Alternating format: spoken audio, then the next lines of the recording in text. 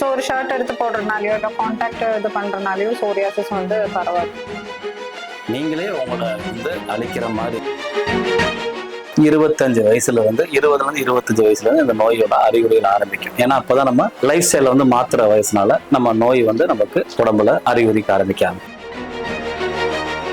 எந்த காரணத்தினால அந்த வியாதி வருதோ அந்த காரணம் நம்ம திருப்பியும் ஃபாலோ பண்ணிட்டே இருந்தாக்கன்னா அந்த வியாதி அதிகரிக்க தான் செய்யும். நீங்க எந்த மருந்து எடுத்தாலுமே அதை வந்து கண்ட்ரோல் பண்ண முடியாது. ஸோ அந்த காரணத்தை வந்து நம்ம ஃபர்ஸ்ட் தவிர்க்கணும். அந்த காரணங்கள் என்ன அப்படின்னு பார்த்து அதை தவிர்த்தாலே வந்து பாதி ட்ரீட்மெண்ட் முடிஞ்சிடும். நெக்ஸ்ட் ஆல்ரெடி இந்த வியாதி வந்து சூடுனால வருது, பித்தத்தினால வருது அப்படின்னு சொல்லுவோம். ஸோ மீனை தவிர்க்க சொல்லுவோம், சிக்கனை தவிர்க்க சொல்லுவோம். பட் மட்டன் மற்றபடி காய்கறிகள்லாம் வந்து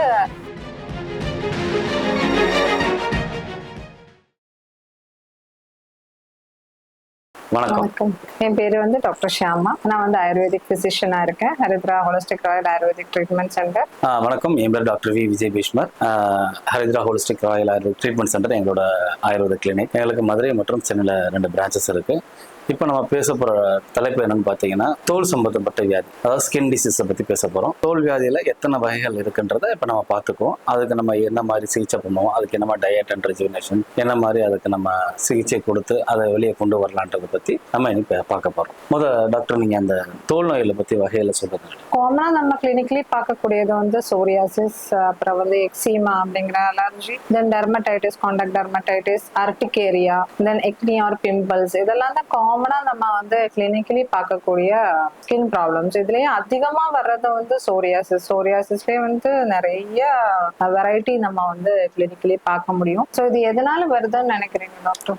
இது பார்த்தீங்கன்னா சோரியாசிஸ் வந்து பார்த்தீங்கன்னா ஒரு ஆட்டோ இம்யூன் டிசார்டர்ஸ். இது வந்து நம்மளோட நோய் ஆற்றலே வந்து நமக்கு எதிராக வேலை செய்யறதுனால அது வந்து என்ன ஆகுது, இம்பியூரிட்டி ஆஃப் பிளட்ஸ் ஆகி அதில் அலர்ஜன்ஸ் டெவலப் ஆகி அதுக்கப்புறம் பார்த்தீங்கன்னா இது தோல் மேலே வந்து பார்த்தீங்கன்னா இருக்கிற வந்து நம்மளோட ப்ரோட்டீன்ஸ் எல்லாமே மேலே வந்து அது செதிலாக, அதாவது மீன்ல இருக்க செதில் உதற மாதிரி உதற ஆரம்பிக்கும். அதுல வந்து வெடிப்பாகி ரத்தம் வரலாம், சிலவங்களுக்கு சிவியர் வந்து அரிப்பு இருக்கலாம். இதெல்லாம் வந்து பாத்தீங்கன்னா சோரியாசிஸோட அறிகுறிகள், அந்த நோயோட சிம்டம்ஸ். சோரியாசிஸ் பாத்தீங்கன்னா உங்களுக்கு வந்து அன்ஹெல்தி ஃபுட்ஸ், ஸ்ட்ரெஸ் அதிகமா இருக்கிறவங்களுக்கு, சிலவங்க கேட்பாங்க பாரம்பரியமா வருமா, அப்பாவுக்கு இருந்தா தாத்தாக்கு இருந்தா வருமா, அப்படிலாம் வராது. இது உங்க ஆட்டோ இம்யூன் சம்பந்தப்பட்ட வியாதினால நீங்களே உங்களை அழிக்கிற மாதிரி, இது ஆளை அழிக்கிற நோய் கிடையாது, அழகை அழிக்கிற நோய். பாத்தீங்கன்னா யானைக்கு தோல் மாதிரி வந்து தடிமனாகி அதுல இருந்து தோல் உதிர்ந்து அதுல இருந்து பாத்தீங்கன்னா ரத்தம் எல்லாம் வந்து அவங்களுக்கு வந்து என்ன சொல்றது, பயங்கர இன்ஃபெக்டடா இருப்பாங்க. அவங்களால வெளியே வந்து ஒரு இடத்துல வர முடியாது. முகம், கை, கால், தேகம் ஃபுல்லா பாத்தீங்கன்னா தொழிவு, அதாவது செதில் மாதிரி உதிர்ந்து வர்றதுனால இந்த நோய் வந்து சிதைக்கிற நோய் தான் சொல்ல முடியும். அடுத்து சோரியாசிஸ் மாதிரி ஈக்குவலா பார்க்கக்கூடிய நோய் அப்படின்னா அர்டிகேரியான்னு சொல்லுவாங்க. அர்டிகேரியா அப்படின்னா ஒரு மாதிரி அலர்ஜி மாதிரி. சம்டைம்ஸ் நம்ம அப்படி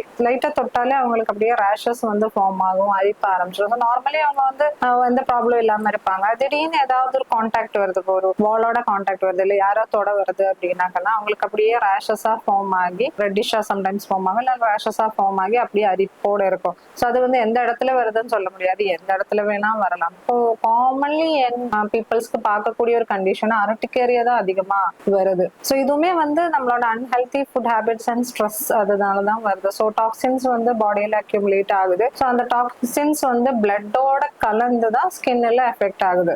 ஸோ அது எந்த பார்ட்ல நம்ம ஸ்கின் வீக்கா இருக்கோ அந்த பார்ட்ல அந்த இது வருது. ஸோ இது வந்து ஆயுர்வேதத்துல நல்லபடியா இப்ப எல்லாருமே கேட்பாங்க, அர்டிகேரியா வந்து ஆயுர்வேதத்துல கியூர் பண்ண முடியுமா? நீங்க என்ன சொல்றீங்க? இது ஆயுர்வேதிக்ல சுலபமா சரி பண்ற வியாதி தான்.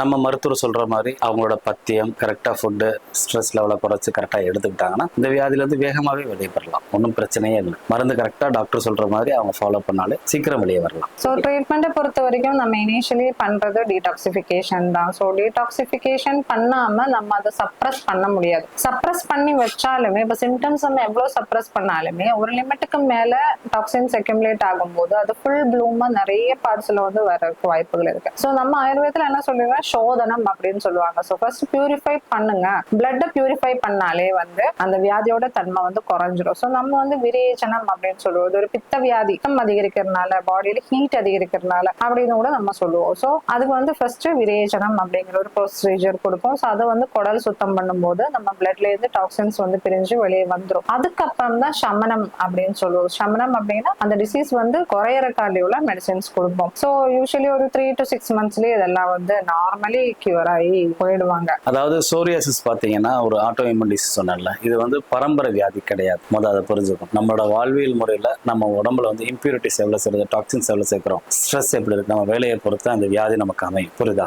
அதே மாதிரி பாத்தீங்கன்னா இந்த சோரியாசிஸ் வந்து ஒரு அழகா சிதைக்கிற நோயை தவிர ஆபத்தான நோய் கிடையாது. ஆனா இதுலயும் ஒரு ஆபத்தான பிரச்சனை இருக்கு. சோரியாசிஸ் ஆர்த்ரைட்டிஸ் வரும். அவங்களால அந்த இடத்துல ஜாயின்ஸ்ல எல்லாமே பெயின் ஸ்வெல்லிங் கூடவே இந்த சோரியாசிஸ் இருக்கும்போது அவங்க வந்து ரொம்ப காம்ப்ளிகேட்டடா இருப்பாங்க. அதாவது ஆரம்ப நிலையில இருக்கிற சோரியாசிஸ் பேஷண்ட்டுக்கு வந்து இன்டர்னலா மெடிசன்ஸ் கொடுத்தா போதும், அதுக்கேற்றப்பல அவங்க அப்ளை பண்றதுக்கு மருந்து நம்ம கொடுத்தா போதும். அதே கொஞ்சம் ஹெவியா இருந்து அவங்களுக்கு உடம்பு ஃபுல்லா வந்து அந்த பேச்சஸ் அதிகமா இருந்து அவங்களுக்கு பாத்தீங்கன்னா இன்டர்னல் பிளஸ் எக்ஸ்டர்னல் தெரப்பி பண்ணி அவங்களுக்கு வேகமா அதை வந்து வெளியே கொண்டு வந்துடலாம். எத்தனை நாள் பண்ண வேண்டியிருக்கும் எக்ஸ்டர்னலி பண்ணணும்னா? அந்த மாதிரி பாதிக்கப்பட்ட பேஷண்ட்ஸ்க்கு வந்து நம்ம பாத்தீங்கன்னா 10 to 14 நாள் கணக்குலையும் பண்ணிக்கலாம். 21 நாள் சிகிச்சையும் பண்ணி அந்த நோயிலிருந்து வேகமா அவங்கள வெளியே கொண்டு வந்துடலாம். ஒரு யங்ஸ்டர்ஸ்ல இருந்து ஆரம்பிக்கும். அதாவது ஒரு பித்த காலத்துல இருந்து ஆரம்பித்த வியாதினால வந்து பாத்தீங்கன்னா ஒரு 25 வயசுல இருந்து 25 வயசுல இருந்து இந்த நோயோட அறிகுறிகள் ஆரம்பிக்கும். ஏன்னா அப்பதான் நம்ம லைஃப் ஸ்டைல வந்து மாத்துற வயசுனால நம்ம நோய் வந்து நமக்கு உடம்புல அறிகுறிக்க ஆரம்பிக்கும். சோரியாசிஸ் பாத்தீங்கன்னா சின்ன ஒரு பேச்சஸ் மாதிரி ஆரம்பிக்கும். அதை ஆரம்ப நிலையிலே பார்த்து அதை கவனிச்சோம்னா அதை வந்து முற்றிலுமா குறைச்சிடலாம். அவங்க வந்து நம்ம பொதுவா மக்கள் வந்து இன்னைக்கு வந்து ஆயுர்வேத மருத்துவரை, சித்தா மருத்துவரை உடனே வந்து பார்க்க போறது கிடையாது. மாற்று மருத்துவங்க பார்க்கறதுனால அது என்ன பண்ணுவாங்க, அவங்க சப்ரசிவ் ட்ரக் கொடுக்கும்போது அதை வந்து பாத்தீங்கன்னா அடுத்த செகண்ட் ஒருத்தன் போனா 4 பேர் வருவான், 4 பேர் போனா 10 பேர் வருவான். அந்த மாதிரி பேச்சஸ் வந்து உடம்பு ஃபுல்லா ஆரம்பிக்கும் போது முதல்ல ஆரம்பிக்கிறது தலையில தான் ஆரம்பிக்கும். டேண்ட்ரஃப் மாதிரி ஆரம்பிக்கும். சிலவங்களுக்கு முதுகுல ஆரம்பிக்கலாம், முட்டியில ஆரம்பிக்கலாம், கை கணுக்கள் ஆரம்பிக்கலாம். இந்த மாதிரி சின்ன பேச்சஸ் வந்து உடம்புல அங்கங்க அவயங்கள்ல ஆரம்பிக்கும். ஆட்டோ இம்யூன் டிசார்டர் நம்மளோட இம்யூனிட்டியே வந்து நமக்கு எதிராக வேலை செய்து அதனால வர்றது. நமக்கு டாக்ஸின்ஸ் அக்யூமுலேட் ஆகி நம்ம இம்யூனிட்டியை வந்து நமக்கு வந்து கன்ஃபியூஷன்ல நமக்கு எதிராகவே அது வந்து ஃபைட் பண்ணி வெளியே வரனாலதான் அந்த ஒரு டிசார்டர் வருது. ஸோ ஒரு ஷர்ட் எடுத்து போடுறதுனாலயோ இல்லை கான்டாக்ட் இது பண்றதுனாலயோ சோரியாசிஸ் வந்து பரவாது. அதே மாதிரி பேச்சுலர்ஸ் இருப்பாங்க, அவங்க ரூம் எடுத்து இருப்பாங்க, நிறைய பேர் குரூப் ஆஃப் பீப்புளா இருப்பாங்க. அதனால மாத்தி ஏதாவது சட்டை கிட்ட போடுவாங்க. அப்படி பார்த்தா அது பரவாது. இது வந்து தனக்குத்தானே வர்ற ஒரு வியாதி தான், ஆட்டோ இம்யூன் டிசீஸ் தான். இதனால வந்து தொற்றா பரவாது. லாங் டேர்ம்ல வந்து சோரியாசிஸ் வந்து கேன்சருக்கு எல்லாம் மாறலாம். பட் அந்த அளவுக்கு லாங் டேர்ம் யாரும் விட முடியாது. ஏன்னா அந்த டிசீஸ் வந்து இட்செல்ஃப் வந்து ரொம்ப பத்தட்டிக்கா இருக்கும். இச்சிங் எல்லாம் தாங்க முடியாது, அந்த ஸ்கின் ஸ்கேலிங் எல்லாம் அவங்களால தாங்க முடியாது. ஸோ அந்த அளவுக்கு ஸ்டேஜுக்கு கொண்டு போக மாட்டாங்க. பட் ப்ராப்பரா ட்ரீட்மெண்ட் எடுக்கலைன்னா சார் சொன்ன மாதிரி சோரியாட்டிக் ஆர்த்ரைட்டிஸ் வரும். அதுக்கடுத்து நெக்ஸ்ட் ஸ்டேஜுக்கு எல்லாம் போறதுக்காண்டியுள்ள வாய்ப்புகள் இருக்கு. அதாவது சோரியாசிஸ் பொறுத்து பார்த்தீங்கன்னா அது வந்து உள்ளுக்குள்ளேயே இருந்து ரத்தத்துல இருந்து கலந்துதான் ஸ்கின்னுக்கு வெளியே வரும். அதாவது பித்த வியாதி சொல்லுவோம். இந்த வியாதி பார்த்தீங்கன்னா உடம்புல உடனேலாம் வந்து வராது. அது ஒரு செட்டில் டவுன் ஆகி வயிற்றுல இருந்து கெடுத்து அது வயிற்றுல இருந்து தோலுக்கு வந்து அதுக்கப்புறம் தான் வந்து அது வெளியே காட்ட இருக்கு. ஸ்கேல்ஸ் வந்து பேச்சஸ் வந்து உதிர்ந்து புரோட்டீன்லாம் வெளியே உதிர ஆரம்பிக்கும். தோல்ல இருந்து எல்லாமே உதிர ஆரம்பிக்கும் போது தான் இந்த வியாதி தெரியும். இது ஆரம்ப நிலைன்றது பார்த்தீங்கன்னா நம்ம எல்லாரும் வந்து சொல்றதுதான், எப்பவும் சொல்றதுதான், வயிற்றை சுத்தமா வச்சுக்கோங்க, ஆரோக்கியமான உணவை எடுத்துக்கோங்க, ஸ்ட்ரெஸ் இல்லாத லைஃப் வாழுங்க, உங்க இம்யூனிட்டி உங்களுக்கு எதிராக வேலை செய்யாத அளவுக்கு நம்ம வந்து நம்ம உடலை நம்ம பாதுகாப்பா பாத்துக்கிறதுக்கு நம்ம மிகவும் முக்கியம். அதாவது சோரியாசிஸ் வந்து ஆரம்ப நிலையில அவங்க வந்தாங்கன்னா 3 to 6 மாதத்துல இந்த நோயிலிருந்து வெளியே வரலாம்.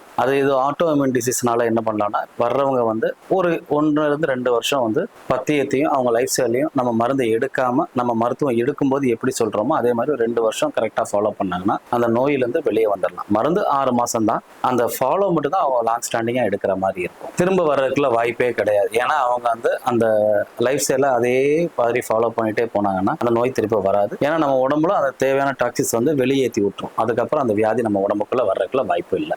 ஸோ எல்லாருமே நம்ம கிட்ட ஆயுர்வேதத்துக்கு வரும்போது கேட்குற ஒரு கேள்வி என்னன்னா, அது ஈவன் ஸ்கின் டிசார்டரா இருக்கட்டும், எந்த ஒரு டிசார்டரா இருக்கட்டும், ஆயுர்வேதத்துக்கு வந்தாங்கன்னா பத்தியம் ஃபாலோ பண்ண சொல்லுவாங்க. நம்மளால பத்தியம் எல்லாம் ஃபாலோ பண்ண முடியாது, ரொம்ப எல்லாம் டயட் ரெஸ்ட்ரிக்ஷன்ஸ் இருக்கும் அப்படின்னு சொல்லுவாங்க.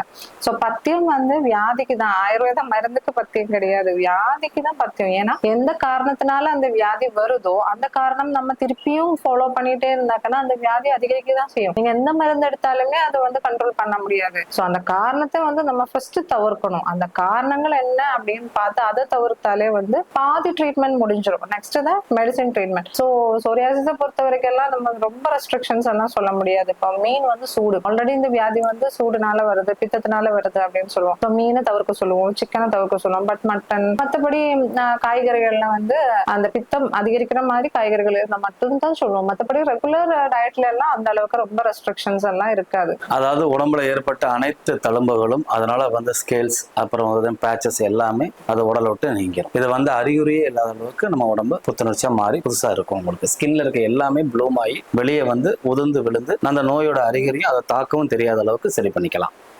ஓகே.